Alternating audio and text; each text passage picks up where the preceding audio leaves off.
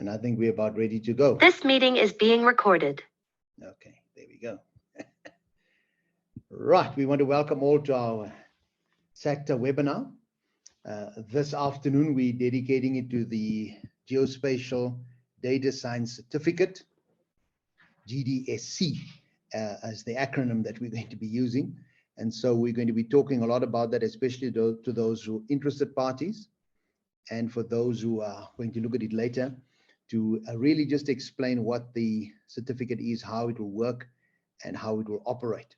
So we will have our Abby speaking to us, who will talk to us about part A.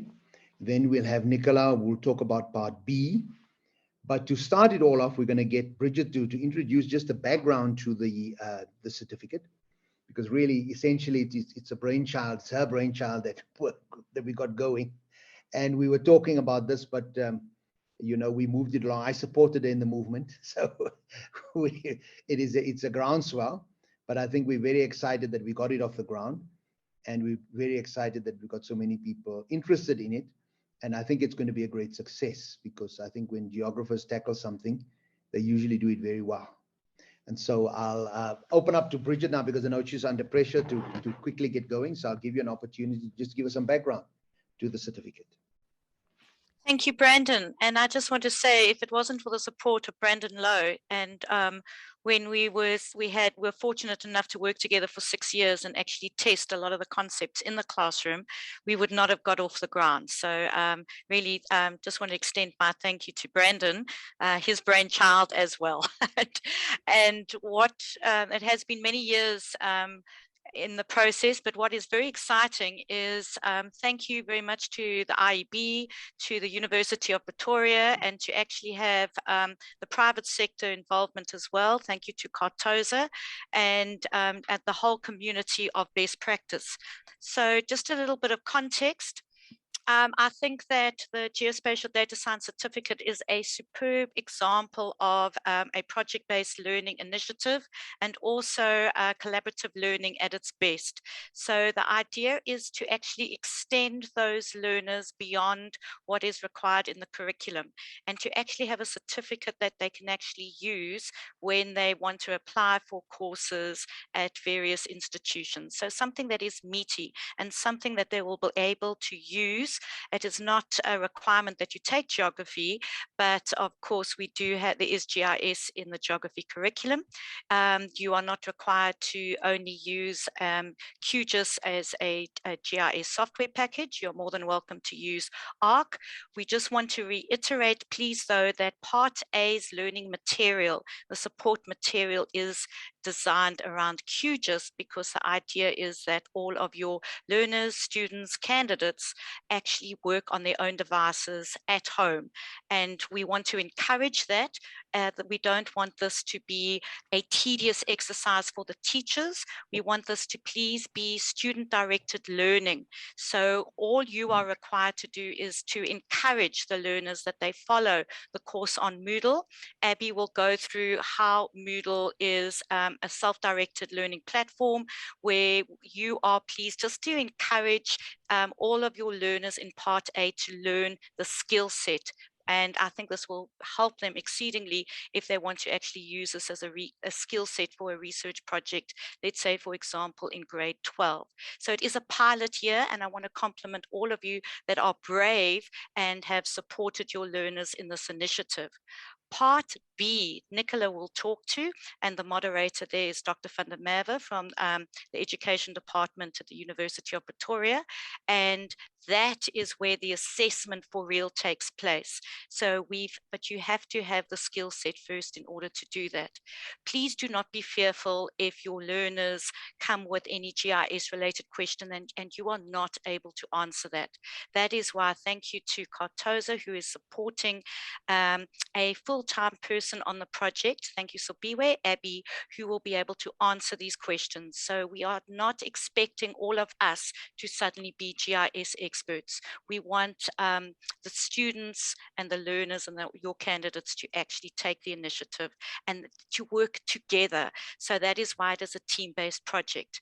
Please notice in part B that your final assessment with the rubric is to be done in the form of presented in the form of an academic poster. So you are not required to read reams and reams of material, and we want to encourage that it's a local initiative. If you just see what is happening in KZN at the moment, there's a lot of opportunities there, very sadly, where you can use GIS. If hopefully now in the repairs, though actually at the moment we could very well use GIS in saving lives and infrastructure at the moment. So a local study would be best. We will help with the providing the data for it. We do not expect your students to go out and search for that. That takes an inordinate amount of time. That is actually what 80% of most GIS projects are based on. So we are there to help and to guide. Please, it is a pilot. There will be lots of reflection and feedback opportunities, and we value that. We will, the chat, please just read the chat. Any queries, please jot it down in the chat. And I now, thank you, everybody. I'd now like to introduce Abby, who is going to be speaking about part A, and if you could bring her presentation up, please. Thank you. All right. Afternoon, everyone. Let me. Brandon, can you try and activate? I'll let you share. Let me just see here. Okay. Let me see now. It's very interesting here. Let me just go and let me find you. And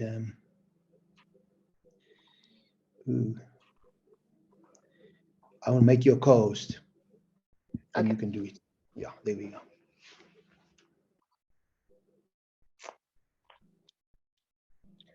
All right then. Okay. Afternoon, everyone. My name is Siabile Diludi, and I'm a GIS specialist at Cartosa, and I'm also part of the GDSC team, and I act as the GIS support for the program, and I'm the one that you've been communicating with regarding registrations and me giving you your login details to the Moodle platform. So before we can begin, I just want I want everyone to just ensure that you have access to the course and you're able to log in with the details that you have been given, and you can actually see the course that you have been enrolled in. If not, please make sure that you email me on my email, using my email address if you've ever had received communication from me, so that we can be able to sort that out quickly. All right. So what is part A of the GDSC? So part A involves the training and instruction component. Basically, it's where you are introduced, or where learners are introduced to the basic concepts of GIS. So, and also being introduced to the geospatial software packages, in this case being QGIS. And also there are a number of aspects in which learners will be introduced to regarding GIS, which will be data management, which we're using, and they'll be, apart from them managing the data, they will be also interacting with different types of data sets. And with those different types of data set, they'll be using different geoprocessing tools to perform spatial operations.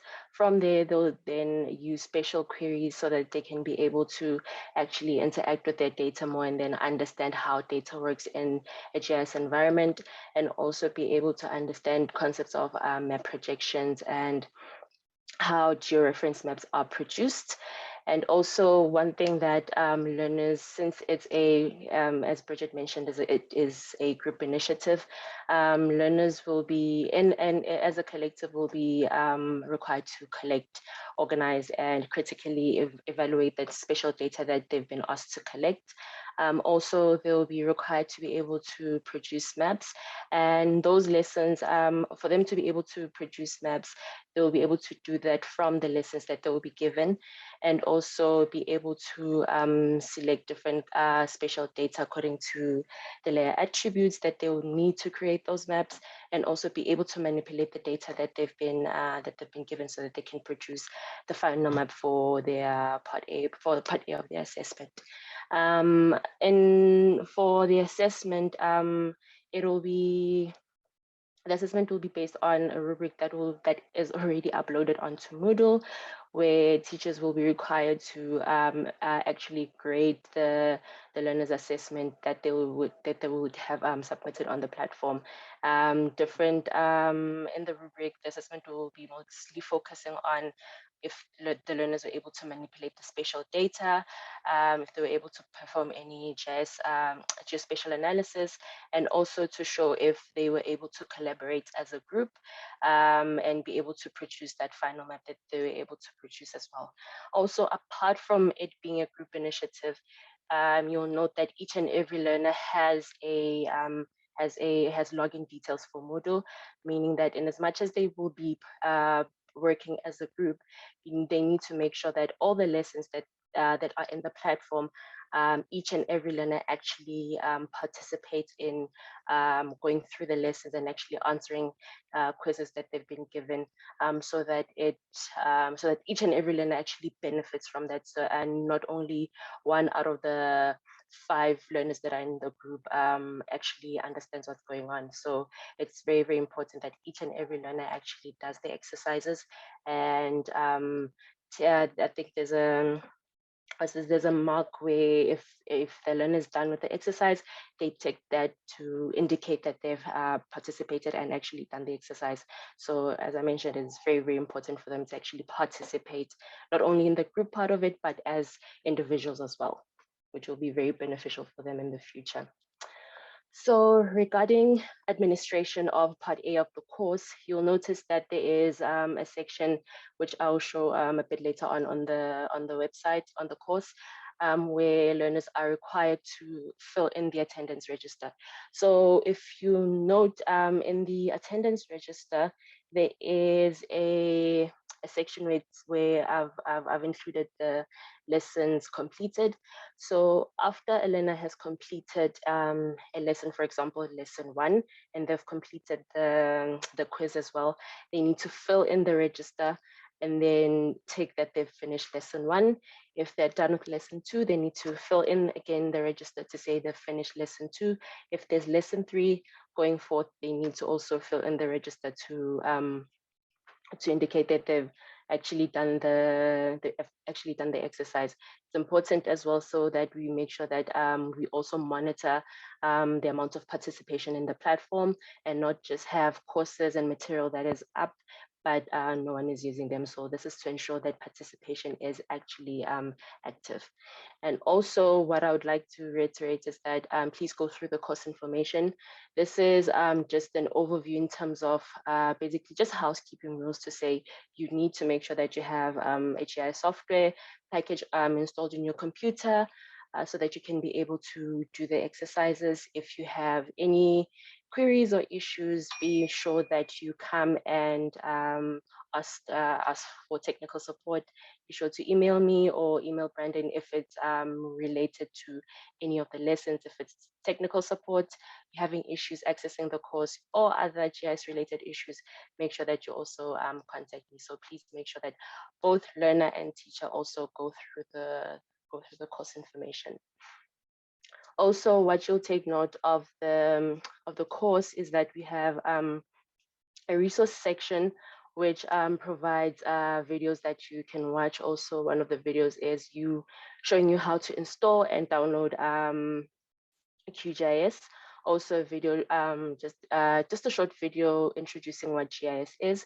more videos will be coming in onto the platform as we move through throughout the course, and also a section for the course lessons that will be coming in. So basically, if you click on lesson 1, it'll take you directly to the lesson 1 section, lesson 2. So it's basically like the I almost said attribute table. This is basically your table of contents for the course. So instead of you scrolling down, you can just click and it'll take you directly to the course that you need to the lesson that you need to complete or start with.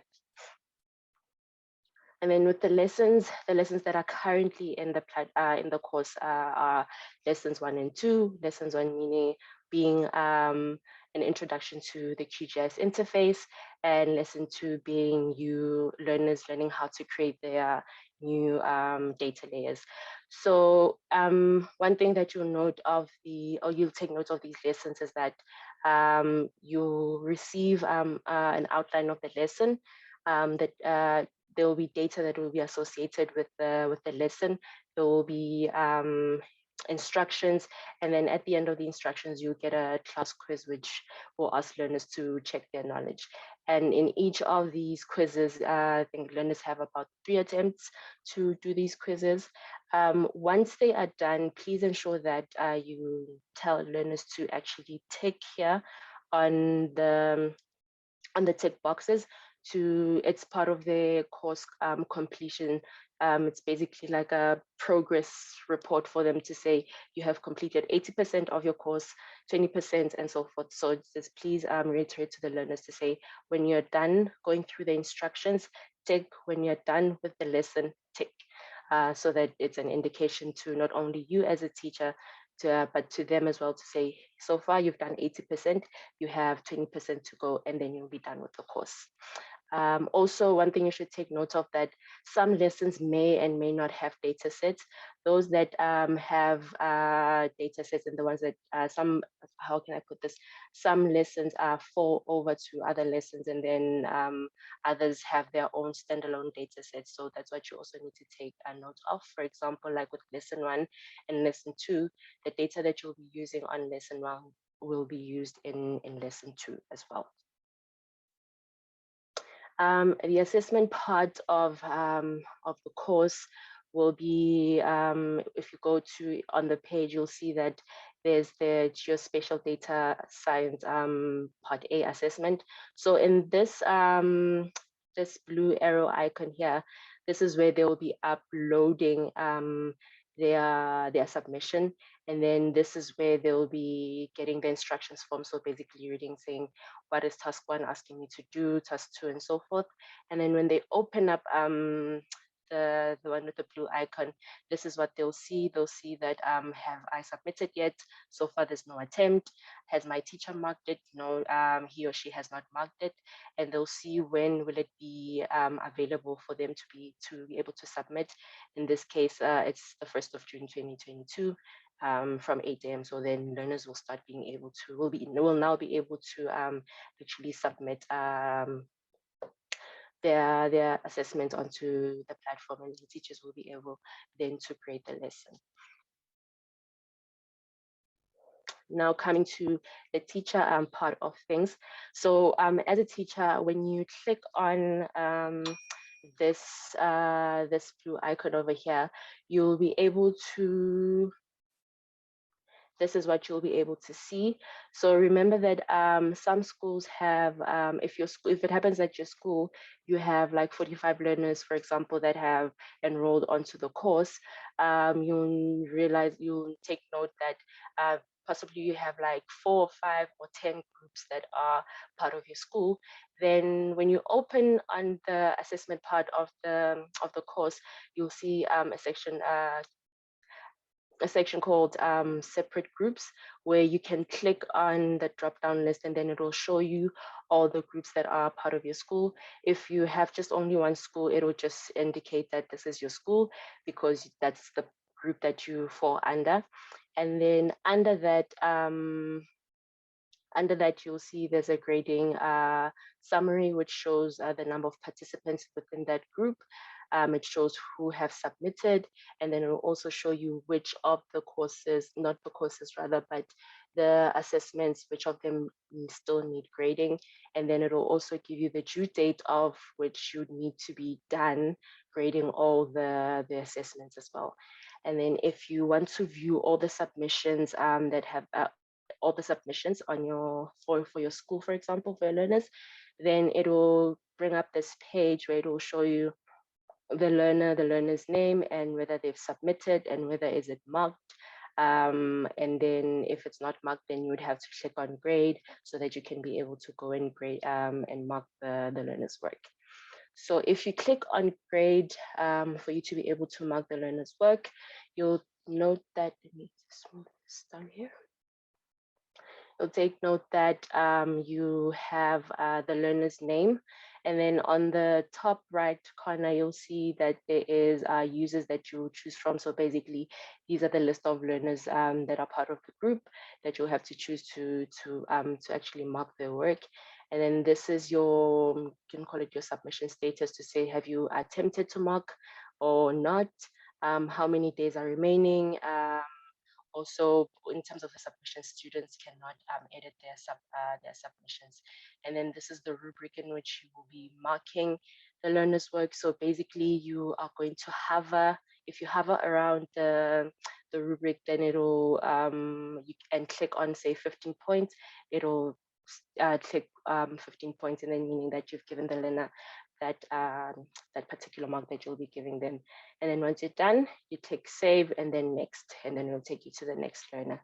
So as I have indicated here, so just number one to show you that that's the submission status to tell you whether you've marked or not. And then number two, just move this again. And then number two, this is where you'll be hovering around to see, okay, does the learner deserve, in terms of the work that they've done, I'm giving them 10, 15, 20, and so forth. And then you just hover and then click on that particular mark that you'd want to give them. And then you write down the comment to say, okay, you did well, this is what you need to do to improve the work. And then also please take note that this is everything that's here is what you'll see on this page. So when you are scrolling down. So, and then also number three, this will show this, the marking workflow state. This is where you'll say or indicate that it's not marked yet, or in progress of marking, or the marking is complete. So just ensure that when you're going through the learner's work, just indicate that I've marked, I haven't marked. I think there are a number of options that you're given in terms of your marking workflow progress. And then also, if it happens that within that group that you're in, say, because I know there are some schools that have more than one teacher who is part of the group, then you would, not part of the group, but part of the GDSC, then you can allocate, as say, for example, you have about 10 groups of learners and there's 3 teachers, then you can divide yourself amongst, saying that teacher 1 does 3 groups, teacher 2 3 groups, and so forth. Then you can allocate that particular teacher to mark those learners and then feedback for the learner. And then once you're done, then you can click save, go on to the next learner. And that is it from my side. Let's just show the platform. So I'd like to believe that everyone has access to the Moodle course, and everyone has access to the Geospatial Data Science Certificate course. So once you open on the course, you'll see that, for example, if you're a teacher, you'll see this, we can call it like a course block, where you can click on view course reports. And when you click on view course reports, in this case, I can't click it because names of learners will appear, but if you can click on that, you'll see that you have a list of the learners that are part of your school, and also in terms of the progress that they've been doing, it will show you that the learner has ticked. So I think I can see. Okay, cool. So as you can see, it shows, because I have access to every, I have managerial access, I can see that there's 371 participants. And from there, it gives me the criteria to say, these are the activities that learners need to make sure that they tick on, especially when they're done, as I indicated earlier in my presentation, to say, has the learner ticked that they are done with the going through the lesson? Have they done the quiz and so forth? And also this is for their submission of the project. And then also once they are done, it will need approval. So by approval, you as a teacher need to take to say, I have viewed the learner's work, and then they've completed that. And then also the teacher of the course needs to, for example, I think Brandon is the teacher of this course, would have to take and say, I've also viewed the learner's the whole course and everyone has completed, and then it will show you that the learner has completed the whole course. So, and then just quickly going through the page, you'll see that there's an introductory video showing you what the course is about and what you need to do regarding the course. You'll see that there's the attendance register, which needs to be filled in, and then the course information also that you need to take note of, the instructions there. And then this is just a small roadmap to show you this is where you start, and then this is where you'll end, and then you have to ship your the assessment that you have been given, the videos that you need to watch, lessons, and also the lessons that you're given, the quiz, and then there you have your assessment that you need to that learners need to submit. And yeah, that is it from my side. And then are there any questions?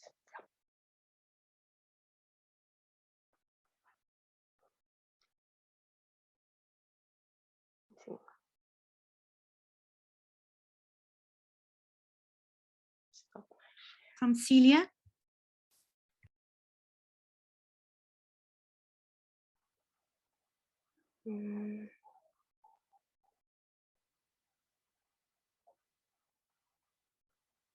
Oh, she says she's sorted. Celia is sorted. That's good. Any other questions for Abby? Could you please put in the chat?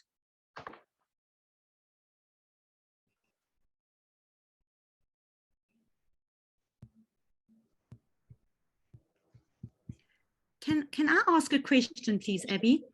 Yes. From your side, how have on Moodle, how many numbers of students have you enrolled on the course to date? To date, we have 373, and I think there's like 10, no, not 10, 6 that I need to register for. Like, I think it's late registration, so I need to add them as well. So yeah, but to date, 373 learners. Well done. I think as a start for a pilot, I think that's really fantastic. And I would love, there will be a reflection form going out to all the schools, but it's very important that everyone follows the progress so that you can actually see the engagement on Moodle as to who is submitting and who isn't. And please just make sure that they are following the lessons, the GIS interface, how to understand working with data, because unless part A is done, you can't progress to part B. Brandon is up. Yes, I'm back. Yeah, sorry, I had to refresh. I don't know, it died on me there. Great. So we'll check. I didn't see anything in the chat. I just saw I'll check the chat again. So thanks, Abby. I think we've got a full layout of how the Moodle works, and I think that's very clearly explained to us. I think what we need to do now is looking at the other section of the certificate, and that is the section B, which is really the work of the learner. And I know Nicola has got a whole presentation for us. I'll leave it over to you. Let me just see if you're still, yes, you're still a co-host. I made your co-host before, so you can go ahead. Thank you so much. Let me just share the screen.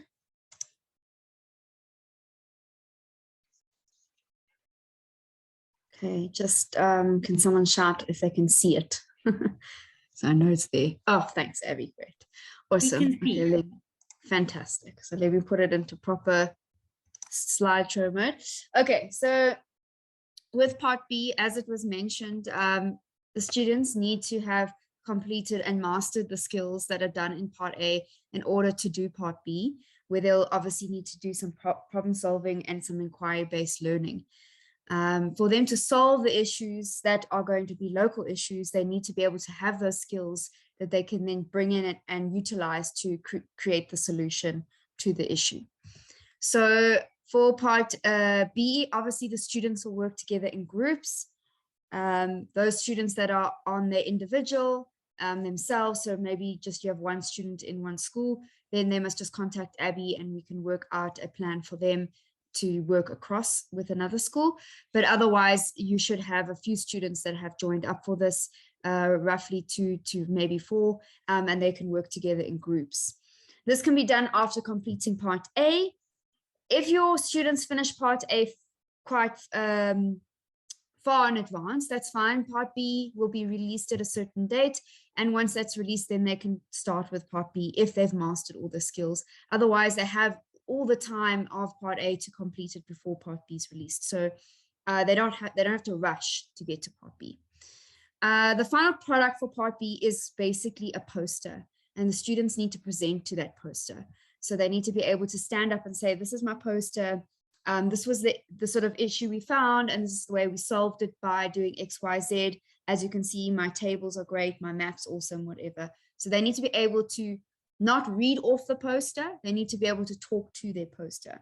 And if you could imagine yourself before COVID times, going into a conference and looking at a whole lot of posters, normally a person stands by there and talks to their poster. That's what I want the students to be able to do at the end. So the students were getting a real world example and what happens sort of in the real working world. And so we have decided that if we're going to keep it nice and local, keep the issues within South Africa and solving an issue within South Africa itself. Everything is still in work in progress, but we are getting there. So this was the example I used previously at the IEB Users Conference. This will change to rather suggestions for South African examples. Okay, so I will put a list of suggestions if your students need sort of guidance, and also it gives them sort of an area to work within, because let's be honest, sometimes students want to save the world and we need to hone them in. They get grand ideas and they can't. So instead of it being about Antarctica and global warming, it could, I'd have a list of, for example, the KZN flooding, the Knysna fires, sea level rise around our coastal towns, stuff like that is where we could look at possible nuclear power station locations. It could literally be anything and everything. And I'll try and put more examples that are not necessarily geography related, so that those kids that do other subjects can also bring in their knowledge that they have there. Okay, so yeah, it's inquiry, critical thinking, analysis, and problem solving, and eventually report back, which will be the poster. So the rubric is being adjusted again to make sure it's in alignment with part A in terms of the skills they need to use. And so we're just adding a few little extras to it. There will be opportunity for the students to reflect on how they work together as well in their rubric. So after every section they complete, there will be a part of the rubric that they can say, did they work together as a group for this section? So let's say it's the introduction of their poster. Did they all contribute to the introduction? Do they feel they worked well together as a group? All of those things. So there's a part for reflection for the students as well as the teachers. Remember, we're trying to give the teachers less work to do, and it's more student driven. So all teachers would have to say is, did they hand it in on time? And, did they work on it, in the designated time or whatever. So that's what we have there. I'm going to be creating videos explaining how the rubrics work for students as well as for teachers. So there'll be no necessarily online training or any sort of training that you need to sit and listen for hours. You just get some videos and it will explain, okay, this is the reasoning behind the rubric. This was where you would mark. This is how you would do it. So it will be a nice video explaining them on a student side as well as a teacher side. And I'm making the rubrics very clear. So it should be relatively easy to be able to understand what you're trying to mark and what mark you want to give. They are also very aligned with the IEB research rubric that we use in geography. In other subjects, it could be fairly similar. I'm not entirely sure, but it's got a layout that the IEB uses. So it will look familiar to you in some way. Now, I'm hoping that will help some teachers as well. So I'll give you a sneak peek of some of the rubrics. Again, they're not finalized. there's only a snapshot, and then you'd have dramatic music, but we're not going to do that. So for example, if we have the introduction, you can see it's very similar to how we would lay it out in our IEB research project. You have your sort of description of what should be in that section. So is there objectives, is there a research question, all of that, and then how you would rank it or mark it according to the rubric there. So that is basically how that would look for each chunk of the poster. Okay, so then together, here we've got the group work that can be filled in by the teacher or the student. Okay, it's just nice to get feedback, because this will help also with the final poster of what mark you would give to the students as a teacher. So for example, did the students work together? Was the section of this assigned to each member? Did one member take charge or do it all? So there they can write, and we can make it so that each student writes their own, so that, you know, that John can say, no, actually, Savannah did all the work and I did nothing. Or John can say, no, I felt I did all. So it's a space for them to also converse how they felt and how they worked on that space. And then as well as for the student, the teacher as well, then they can say, did the students hand it on time? Did they work together, etc. Okay, yeah, so more prompting questions for the student. How as a team did you divide up the work, or how did you work together? Were there any members that did too much work or too little? Yeah. And then lastly, just overall group work. Once you have read through the group work comments, and as a teacher you've made comments, you can then rank their group work mark as well. We've made a mark for group work because in the real world, when dealing with GIS or anything, I suppose, working as teachers, we work in a department, you know, we have to work together. So the students need to be marked on working together as well, because when they go into a job space one day, that is something that they're going to have to do. And yeah, so that's basically what we have there. So overall, we have a little table here as well that you can then put all the marks in if you want to just have an overview, as well as little comments in there. I do not expect teachers to have to mark as they go. You would just mark at the end once they hand in the final thing. But if you are one of those teachers that likes research and likes to help, then you can mark as you go with the rubrics, like we would do with the research task or your ORTs, and so they can improve and redo certain things. The aim is that they need to talk to their post at the end, and there will be a section for you to mark on how they present. Did they have eye contact? Did they you know, read their rubric, or do they actually know what they're speaking about? All of that. So there will be a section there, an opportunity for them to gain more marks when they present their poster as well. Yeah, so it's just extra information. It will be released at a certain date, but once the students have finished part A and it's been released, they can start with part B. They don't have to wait. Yeah, teachers will mark the final product at the end, and the students will present their poster, and then there will be moderation of those posters and the marks. Yes, thank you very much. That's me. Thanks very much, Nicola. So if there are any questions that people would like some clarification on, you're welcome to field those questions in the chat if you want to, or you could raise your hand if you have any questions. Or have we made it pretty clear to you? And I think what we need to look at in looking at this project, you know, it's slightly different to a school project because it's really a qualification project. So what we're looking at the end, the person qualifies based on a certificate. So they must really be able to demonstrate a skill set. You know, so while we do have the marks there, the marks are tied to developing certain skills. And they must demonstrate a competency in these skills, which they've been taught. So that's really the main focus of what we're talking about.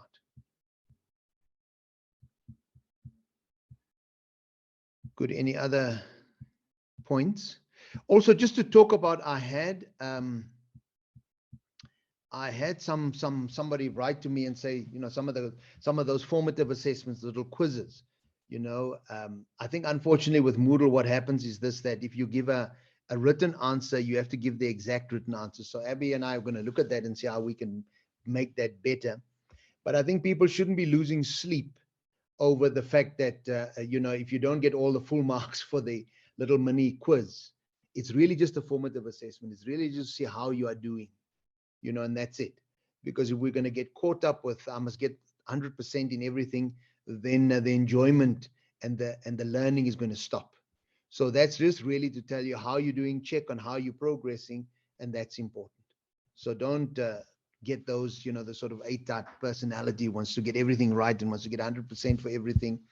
Then the enjoyment and the excitement and the learning that is happening within the process will then be lost by the wayside. Just want to add something in there. You know, you kind of want the students to find something that they want to learn about. So, you know, for example, I'm sure some of you have matric students who are doing either an ORT or research task. Generally, those kids are the ones that have an idea of what they want to do. And they're like, I wonder why this, or I want to learn more about X. And this is an opportunity for those kids as well. If they have something that, you know, a burning desire to know some sort of thing, and they can work it into this part B, really encourage them. It's their work at the end of the day. All you doing is being the facilitator and saying, have you done this section of your post? Have you done that part? Again, don't feel like you have to be an ORT teacher or a research task teacher and give lots of feedback and have to mark, read everything they do. At the end of the day, for them, it's more about, can they solve a problem that they are interested in, and can they come up with a product of a map or some tables and statistic analysis or something like that. We're not getting into the nitty-gritty of, you know, what we would look for in the matric side of research. I think Clinton's got a hand. And Clinton, you can go ahead. Hello, everyone. I see Pam Walker has a very interesting question in the chat bar. Would we have to record the poster presentations? I think we were waiting to see how many schools and geographically in terms of area or region who was entering and participating in the certificate before we finalize how that presentation is going to work. And obviously, depending on the status of COVID and where we're sitting at in terms of infections at that time of the year, we will then either be forced to do it online, or we can still think about whether some of that will happen sort of regionally and then face-to-face. I don't know what the rest of the panel thinks. That's just a suggestion I'm throwing out there, but let's think about and talk about it. Yes, I think Clinton is correct. It's a work in progress. You know, let's see what happens, how it unfolds, and then we can go there. Because as Nicholas said, there'll be a moderation of that. You know, so we might just look at what are we going to moderate, how are we going to moderate it to verify the assessment that you as teachers do. So really, that's what we're trying to do. We just want to make sure that it's a fair qualification with proper moderation to ensure the integrity of the qualification. So yeah, just watch the space. We'll see how it unfolds as we get more clarity on these issues.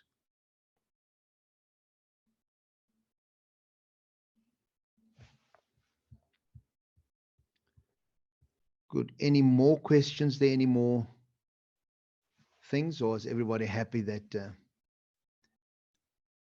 we have clearly explained it? And look, as Abby said, you can always, if there's opportunities to ask for help and assistance when there's technical issues. But I think as the teacher, let them work it out. You know, you'll find that if we teach them a bit of resilience, it's much better. It'll be better on you, because you don't want to be flustered. You don't want to be panicking, thinking, oh, I don't know what to do, and I'm going to lose face. This is a learner-based activity. So let them work it out. And trial and error, I found in working with GIS, the more mistakes you make, the better for you, because you learn from those mistakes. So just let them soldier through, give them support, but really don't spoon feed them. Let them work it out.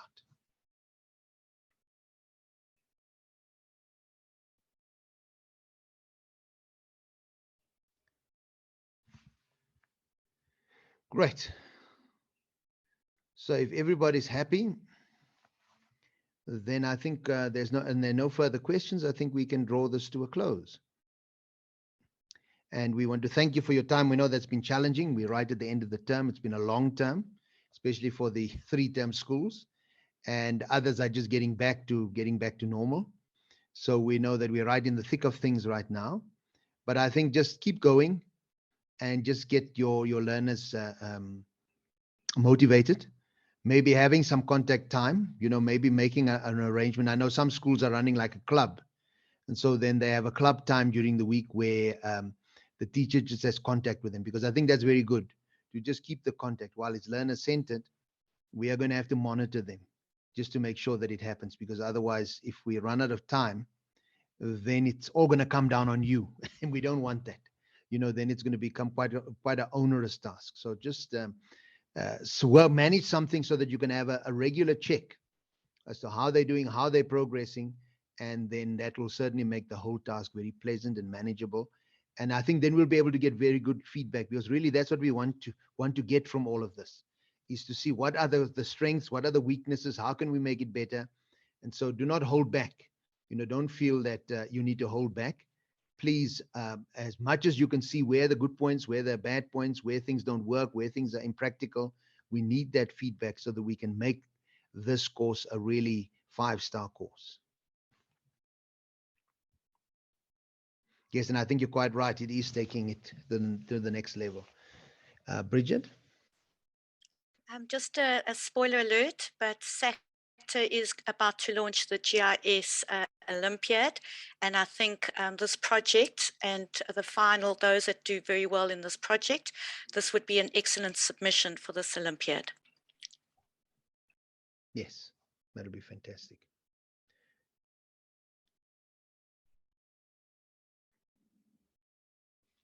Good. And our thoughts go out to all the KZN schools at this time. Yes, we think thoughts especially and at this prayers. time, challenging for them. Yes, challenging for them. And then let's go. And just as another thing, if any school is using Chromebooks, you can contact me and we can help you with that.